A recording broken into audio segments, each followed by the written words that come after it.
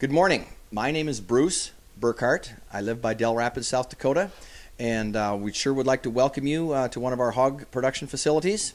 A little bit about myself. Graduated from high school in 1977. Married my high school sweetheart. We have 5 children, ranging in age from 28 to 15. And so today we're going to go over a facility that was built in 1998. It holds 2,000 head of hogs, and we'll start here in the office with some of the controlling equipment. We're standing here in front of the control box for this hog finishing facility. This box controls one room, this box controls another room. It controls all of the ventilation and the temperature in each room individually.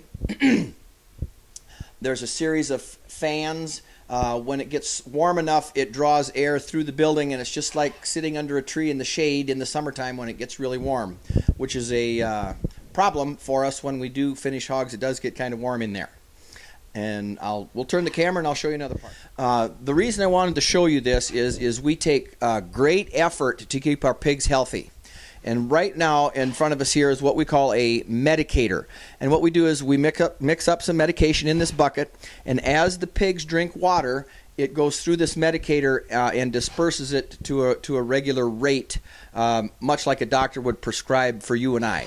Now, we don't do this any more than we have to, but when we do, we take great care in making the dose right in the stock solution here, and this is the latest in technology on how to disperse that medication very effectively and efficiently.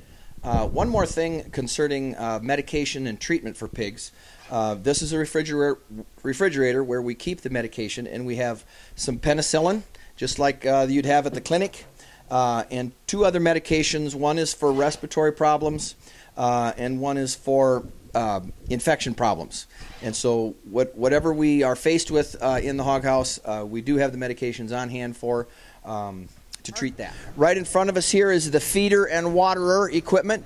The feed automatically comes down the tube in the top from a bin outside the building and drops into the feeder, and they spin a little spinner in the bottom to agitate the feed to bring it into the pan.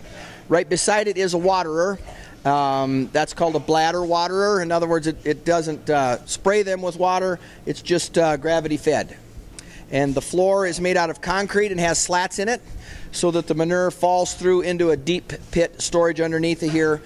This building will hold about 980,000 gallons of manure, about 1 million gallons, and that very easily lasts a year when we use these production practices.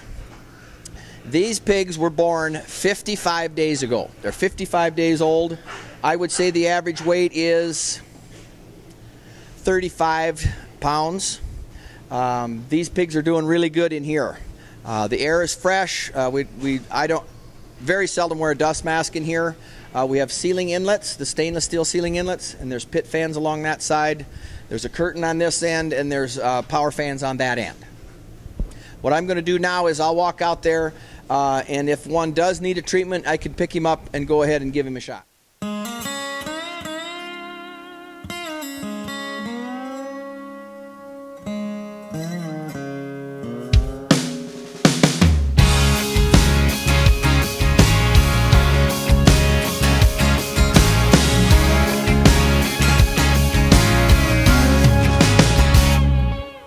In worn-out jeans, an old work shirt, a baseball cap that wears the dirt of years of tough work, stands the American farmer.